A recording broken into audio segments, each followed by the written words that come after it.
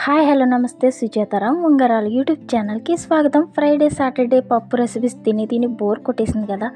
So ఈరోజు మనం కొంచెం డిఫరెంట్గా రెసిపీ రెడీ చేసేసుకుందాం.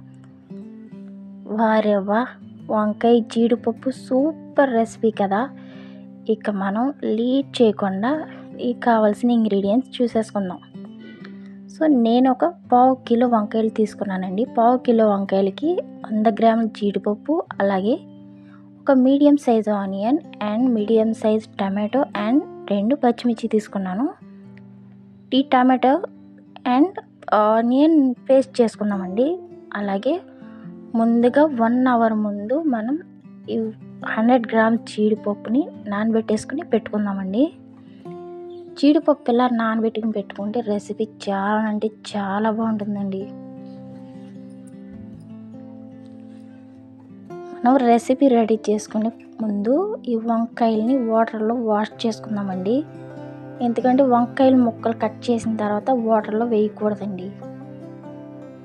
సో ఈ వంకాయ జీడిపప్పు రెసిపీకి మనం ఈ వంకాయ ముక్కల్ని వేయించుకోవాలన్నమాట. సో వంకాయలు ఆయిల్లో వేసేటప్పుడు చెమ్మ ఉండకూడదు కదా, అందుకనే మనం వంకాయలు మాత్రం వాష్ చేసుకుందామండి.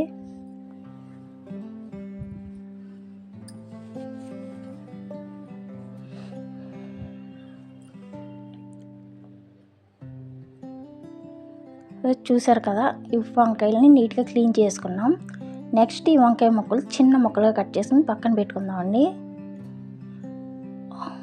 బాగా గుర్తుపెట్టుకోండి, వంకాయ ముక్కలు మనం రెసిపీ చేసేటప్పుడు మాత్రమే కట్ చేసుకుని పెట్టుకోవాలి. ముందుగా కట్ చేసుకుని పెట్టుకున్నట్టయితే వంకాయ నలుపు వచ్చేస్తాయండి.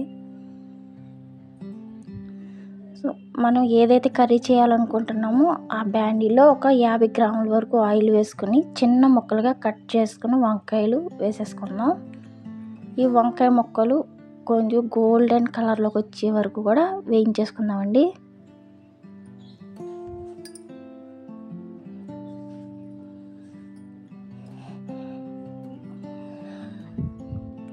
ఈ వంకాయ ముక్కలు ఎలా వేయించుకుని ఈ రెసిపీ చేసుకుంటే చాలా చాలా బాగుంటుందండి.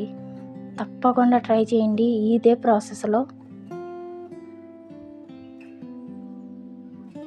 సో చూసారు కదా, వంకాయ ముక్కలు గోల్డ్ కలర్లోకి వచ్చేసినాయి కదా. అవి తీసేసుకొని అదే ఆయిల్లో 1/2 టేబుల్ స్పూన్ ఆవాలు, అలాగే 1/2 టేబుల్ స్పూన్ జీలకర్ర కూడా వేసేసుకుందాం. సేమ్ ఆయిల్లో రెసిపీ చేసుకోవచ్చండి. అదే ఆయిల్లో ఎగిటొస్తుందేమో అన్న భయం ఏమీ అవసరం లేదు. చాలా అంటే చాలా బాగుంటుంది. నేను ట్రై చేసిన తర్వాతే మీకు చూపిస్తున్నానండి. సో అదే ఆయిల్లో ఆవాలు జీలకర్ర వేసిన తర్వాత ఆనియన్ అండ్ టమాటో పేస్ట్ కూడా వేసేసుకుందాం. అలాగే ఒక పావు టీ స్పూన్ పసుపు, అలాగే 2 పచ్చిమిర్చి తీసుకున్నాం కదా, అవి 2 చిన్న ముక్కల కింద కట్ చేసి వేసేసుకుందాం. సో ఈ ఆనియన్ అండ్ టమాటో పేస్ట్ బాగా వేయించేసుకుందామండి. అలాగే ఒక 1/2 టేబుల్ స్పూన్ అల్లం వెల్లుల్లి పేస్ట్ కూడా వేసేసుకుందాం. వెజిటేబుల్స్ రెసిపీస్కి కొంచెం మసాలా తక్కువగానే యాడ్ చేసుకోవాలండి.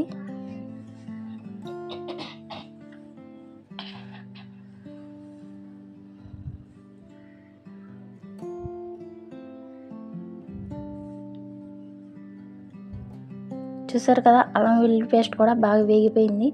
నెక్స్ట్ 2-3 రెమ్మల కరివేపాకు కూడా వేసేసుకుందాం.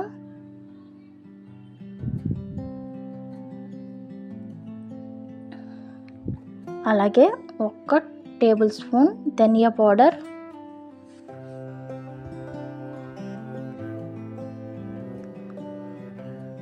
నెక్స్ట్ 1 అవర్ ముందుగా నానబెట్టుకున్న జీడిపప్పు కూడా వేసేసుకుందామండి. చూసారు కదా, జీడిపప్పు ఎంత బాగా నానిందో. జీడిపప్పు ఇలా బాగా నానడం వల్ల బెనిఫిట్స్ ఏంటంటే ఈ జీడిపప్పులో ఉన్న టేస్టీకి కర్రీకి బాగా పడుతుందండి. సో కర్రీ చాలా అంటే చాలా బాగుంటుంది.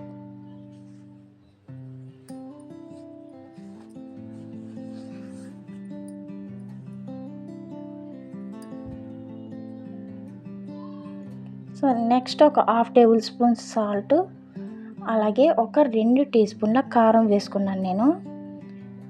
ఈ కారం కలర్ ఎక్కువ, ఘాటు తక్కువనండి. అందుకే 2 టేబుల్ స్పూన్ ఫుల్గా వేసుకున్నాను. మీరు కారానికి తగ్గట్టు వేసుకోండి.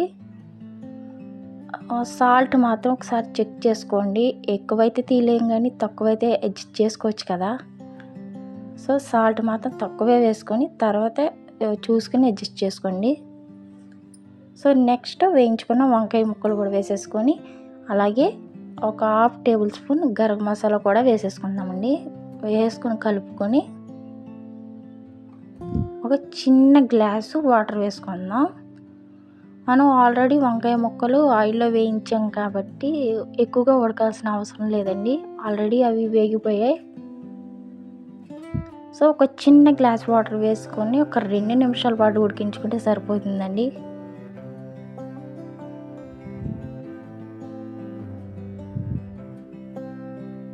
చూసారు కదా, వెంటనే రెసిపీ రెడీ అయిపోయింది. బాగా ఉడికిపోయింది కదా, ఆయిల్ మొత్తం ఇంకిపోయి ఆయిల్ తేలిపోయింది బాగా. చూసారు కదా రెసిపీ ఎంత బాగా రెడీ అయిందో. టేస్ట్ అదిరిపోతుందండి. ఒకసారి తప్పకుండా ఇదే ప్రాసెస్లో ట్రై చేయండి. సో ఇలా కర్రీ మొత్తం ఉడికిపోయిన తర్వాత లాస్ట్లో కొంచెం కసూరి మేతి అలాగే కొంచెం కొత్తిమీర కూడా యాడ్ చేసేసుకుందాం.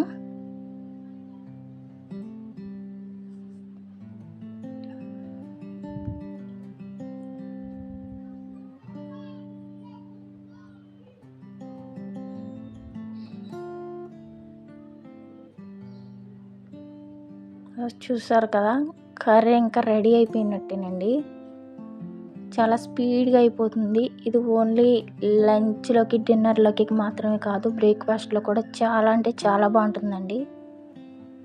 సో ఇక మనం స్టవ్ ఆఫ్ చేసుకొని సర్వ్ చేసుకుందాం.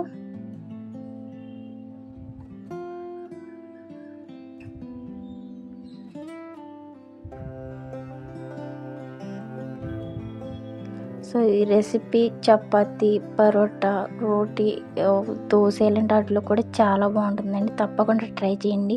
మీరు తప్పకుండా ట్రై చేసి కామెంట్ బాక్స్లో తెలియజేయండి. సుజాత రామ్ ఉంగరాల యూట్యూబ్ ఛానల్ని సబ్స్క్రైబ్ చేసుకోండి.